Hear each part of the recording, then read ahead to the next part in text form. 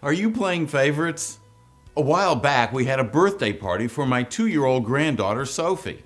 As it unfolded, I was privileged to observe a powerful object lesson for leaders. As the birthday girl, Sophie was sitting at the head of the table. She happened to notice that she had one of her grandmothers sitting immediately to her right. When she noticed that, she smiled and reached out to hold her grandmother's hand. Of course, her grandmother was delighted to hold her hand on her birthday. Just then, Sophie looked over to the other side of the table and noticed that her other grandmother was seated on her left. I could see the wheels turning inside her 2-year-old mind. Sophie realized that she had shared a gesture of love with one grandmother by reaching out for her hand, and now she didn't want the other grandmother to feel left out. So what did she do? The instant Sophie realized there was the possibility of hurting her second grandmother's feelings, she reached out for that grandmother's hand.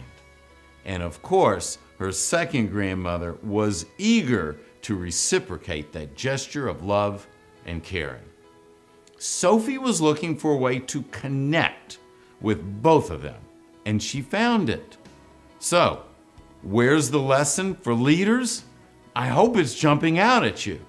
But just in case it isn't, notice that Sophie wasn't showing any kind of favoritism. Sophie was making a point of treating both people with the same level of love and respect. Isn't that awesome? Shouldn't we all be following that example?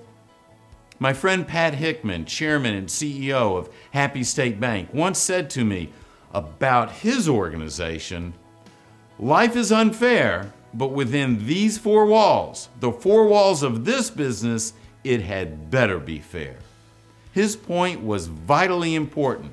You can't show favoritism in your business. You can't favor one member of your team over another.